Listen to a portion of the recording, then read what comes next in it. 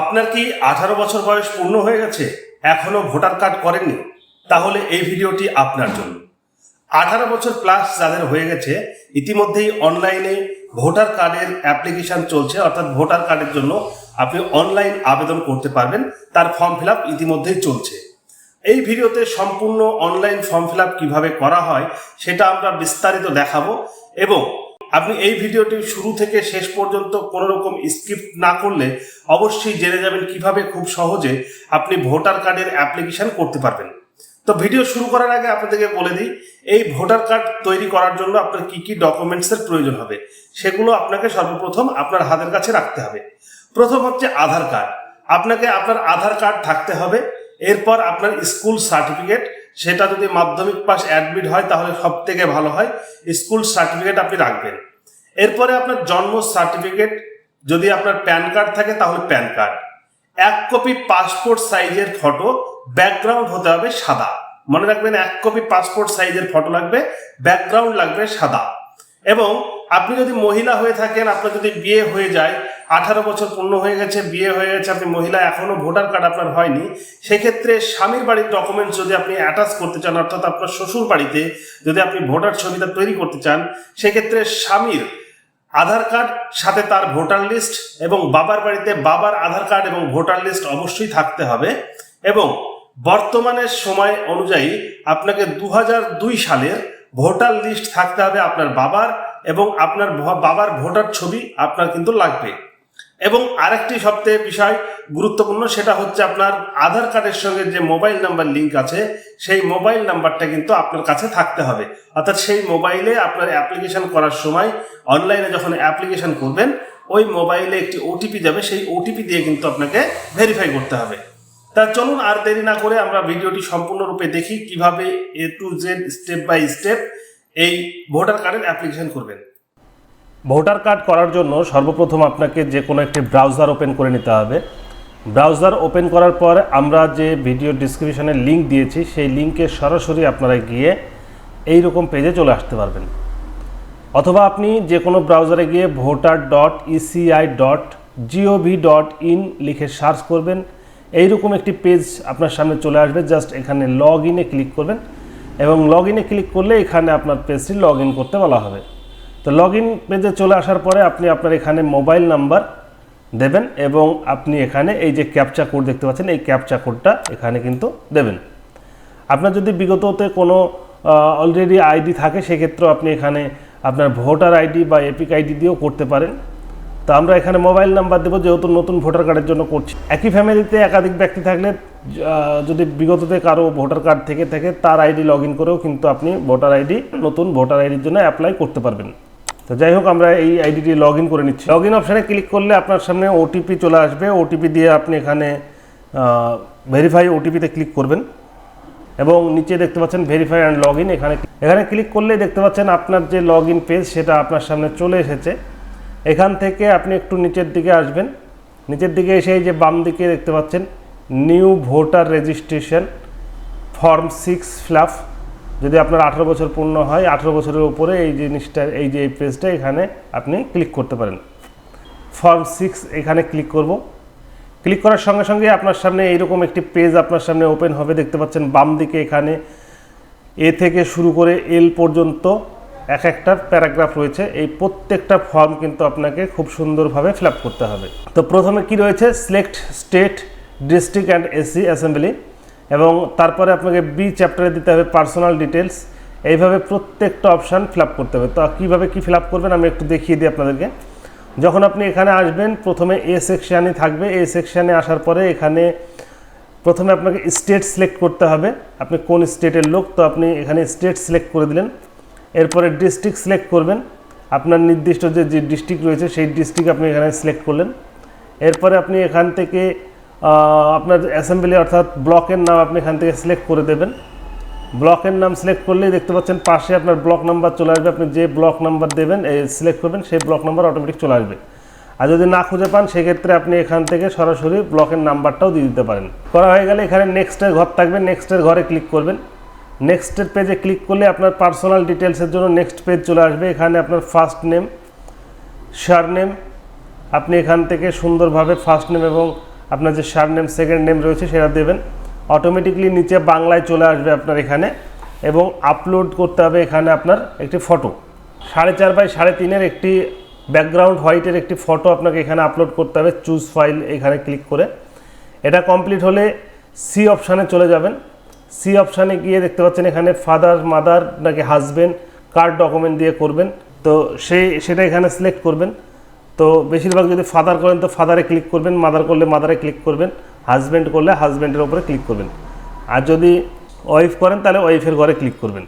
তো এখানে নেম এবং তার সারনেম দেবেন। এরপরে এখানে বাংলা নামগুলো দেখে নেবেন। এবার একটু নিচে আসবেন, নিচে আসার পরে এখানে দেখতে পাচ্ছেন ডি অপশান চলে আসবে আপনার কাছে। খুব সহজ ফর্ম ফিল আপ করে ডি অপশানে এসে আপনি এখানে মোবাইল নাম্বার, যদি আপনার সেলফ মোবাইল নাম্বার থাকে সেক্ষেত্রে আলাদা মোবাইল নাম্বার এখানে আপনি দিতে পারেন। সেলফের ঘরে ক্লিক করে আপনি আলাদা মোবাইল নাম্বার একটা দিলেন। এরপরে ইমেল আইডি যদি আপনার থাকে সেক্ষেত্রে সেলফের ঘরে ক্লিক করে আপনি এখানে ইমেল আইডি একটি দেবেন। সেম একইভাবে এখানে আপনি প্রিভিউ করে দেখে নিতে পারেন যে যতটা এখন পর্যন্ত ফিল আপ করলেন কী অবস্থায় রইল, এবং নেক্সটের ঘরে ক্লিক করে পরবর্তী পেজে চলে যাবেন। এরপরে আপনাকে আধার ডিটেলস দিতে হবে, এখানে জাস্ট ক্লিক করবেন। আধার নাম্বার আপনার এখানে চাইবে, আধার নাম্বারটা দিয়ে দেবেন। যদি আপনার আধার কার্ড না থাকে সেক্ষেত্রে আই এম নট আধার এখানে ক্লিক করতে পারেন। তো আপনার আধারকে বর্তমানে বাধ্যতামূলক, তাই আধারটা এখানে অবশ্যই ক্লিক করে দেবেন। এরপরে জেন্ডার আপনি ছেলে না মেয়ে সেটা এখানে সিলেক্ট করবেন। থার্ড জেন্ডার যদি হয়ে থাকেন তাহলে থার্ড জেন্ডারে ক্লিক করবেন। তো ছেলে মেয়ে, মেল ফিমেল এবং থার্ড জেন্ডার এটা ক্লিক করার পরে আবার নেক্সটের ঘরে ক্লিক করবেন। নেক্সটের ঘরে ক্লিক করলেই আপনার সামনে চলে আসবে ডেট অফ বার্থ ডিটেলস। আপনার যে জন্ম সার্টিফিকেট রয়েছে সেই জন্ম সার্টিফিকেটের ডেট অফ বার্থ এখানে আপনি দেবেন, এবং প্রত্যেকটা ডকুমেন্টের সঙ্গে মিল খাওয়া ডেট অফ বার্থ দেবেন যাতে ভুল না হয়। ভুল হয়ে গেলে পরবর্তীকালে আবার কারেকশন করতে সমস্যা হতে পারে। ডকুমেন্ট দেবেন, এবং কী ডকুমেন্ট দিলে এখানে সিলেক্ট অপশানে ক্লিক করে আপনি Aadhaar card, voter card, PAN card বা জন্ম সার্টিফিকেট কী ডকুমেন্ট থেকে এই ডেট অফ বার্থটা দিলেন সেটা এখানে সিলেক্ট করে দেবেন। এরপরে চুজ ফাইলে ক্লিক করে আপনি সেম ডকুমেন্টটা স্ক্যান করে এখানে আপলোড করবেন। ঠিক একইভাবে আপনি আবার নেক্সটে ক্লিক করবেন। নেক্সটে ক্লিক করার পরে এখানে পার্সোনাল অ্যাড্রেস ডিটেলস অর্থাৎ আপনার ঠিকানা এখানে লিখতে হবে। এই যে প্যারাগ্রাফ রয়েছে এই প্যারাগ্রাফে এসে প্রথমে আপনার বিল্ডিং বা অ্যাপার্টমেন্ট নাম্বার এখানে দিলেন, ফুল অ্যাড্রেস সুন্দরভাবে লিখবেন। এরপরে আপনি এরিয়া, লোকালিটি যে আপনার রাস্তার নাম সেটা দেবেন। এরপরে আপনার ভিলেজ, গ্রাম না শহর, সেই গ্রাম শহরের নাম লিখবেন। এখানে যা লিখবেন সেমভাবে কিন্তু নিচে বাংলাতেও আপনাকে দেখাবে। এরপরে পোস্ট অফিস, আপনি যে পোস্ট অফিসের আওতায় পড়ছেন এখানে পোস্ট অফিসের নাম লিখবেন, পিনকোড নাম্বার দেবেন। তহসিল অর্থাৎ থানার নাম্বার এখানে দেবেন। এরপরে এটা হয়ে গেলে ডিস্ট্রিক্ট সিলেক্ট করবেন। ডিস্ট্রিক্ট সিলেক্ট হয়ে গেলে দেখতে পাচ্ছেন প্রথমেই আমরা স্টেট সিলেক্ট করেছিলাম, এখানে অটোমেটিক স্টেট চলে এসেছে। এরপরে এতটা হয়ে গেলে আপনি এই অ্যাড্রেস প্রুফ হিসাবে কী ডকুমেন্ট দিচ্ছেন এখানে ডকুমেন্ট প্রুফে ক্লিক করে এখানে ডকুমেন্ট সিলেক্ট করবেন। অ্যাড্রেস প্রুফ আপনি ডকুমেন্টসের নাম যেরকম থাকবে সেই রকমই অ্যাড্রেস এখানে সেম টু সেম দেওয়ার চেষ্টা করবেন, এবং সেম ডকুমেন্টটি এখানে আপলোড করে দেবেন।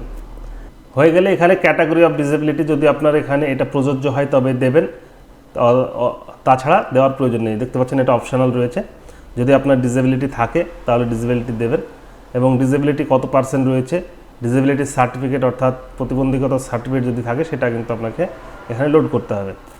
এরপরে এটা কমপ্লিট হয়ে গেলে এতটা পর্যন্ত হয়ে গেলে যে অপশানে চলে আসবেন। এখানে কি বলছে, তো সেম অ্যাড্রেসে যদি আপনার ফ্যামিলিতে কেউ যদি থাকে সেখানে তার নাম দেবেন, তার সঙ্গে আপনার কী রিলেশান রয়েছে এখান থেকে সিলেক্ট করে দেবেন, বাবা মা ভাই বোন আত্মীয় স্বজন যা আছে এখান থেকে সিলেক্ট করে দেবেন, এবং তার এপিক নাম্বারটা এখানে দিয়ে আবার নেক্সটের ঘরে ক্লিক করবেন। নেক্সটের ঘরে ক্লিক করলে এখানে একটি ডিসক্লেমার ফর্ম চলে আসবে। আপনি এতক্ষণ যা ফিল আপ করলেন প্রায় এখানে সম্পূর্ণটা দেখাবে, এবং এখানে ফাদার্স বা গার্জেন নেম যদি আপনার আলাদা কেউ গার্জেন থাকে সেক্ষেত্রে গার্জেন নেম দেবেন, গার্জেনের ফাদার্স নেম দেবেন। এবার মাদার্স নেম দেবেন, মাদার্সের এপিক দেবেন। স্পাউস নেম যদি স্বামী থাকে বা স্ত্রী থাকে আলাদা, স্বামী স্ত্রীর নাম দেবেন। দেখা যাচ্ছে আপনি ওয়াইফ, তো আপনার স্বামীর এখানে নাম দেবেন, আর আপনি যদি স্বামী হন তাহলে ওয়াইফের নাম দেবেন। এরপরে তাদের এপিক নাম্বার দেবেন। এপিক নাম্বারগুলো প্রত্যেকটা দেখতে পাচ্ছেন অপশনাল, আপনাকে দিতেই হবে এরকম না, আপনি দিতেও পারেন না দিতেও পারেন। এরপর দেখতে পাচ্ছেন নিচে এখানে 3টে বক্স দিয়ে আছে। এই বক্সের 3টের মধ্যে আপনাকে যে কোনো একটিতে ক্লিক করতে হবে। যদি আপনার কারো এসআইআর রোলে এখানে নাম থেকে থাকে সেই এসআইআর রোলে কার নামটা রয়েছে এক্সিস্টিংভাবে দেখবেন, এবং নিচে দেখতে পাচ্ছেন এই যে অপশানটি যে আপনার যদি কারো নামই না থাকে তাহলে এই ঘরের উপরে ক্লিক করবেন, যে আমার বাবা মা কারো নামই নেই, তাহলে এই ঘরের উপরে ক্লিক করবেন এবং প্রিভিউ অপশানে ক্লিক করবেন, দেখে নেবেন আগের ফর্ম যতটা ফিল আপ করলেন ঠিকঠাক হলো কিনা, এরপরে নেক্সটের ঘরে ক্লিক করবেন। এরপরে কে অপশানে দেখতে পাচ্ছেন ডিসক্লেমার, যে আপনি এখানে সম্মতি দিচ্ছেন আপনি ওপরে যত যা ফিল আপ করেছেন সম্পূর্ণটাই ঠিকঠাক এবং আপনার ডকুমেন্টের সঙ্গে সম্পূর্ণটাই ঠিক রয়েছে।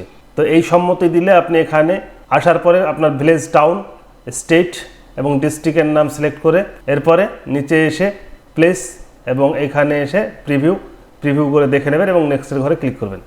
সমস্ত কিছু হয়ে গেলে এখানে আসার পরে এল অপশানে দেখতে পাচ্ছেন, এল অপশানে ক্লিক করবেন।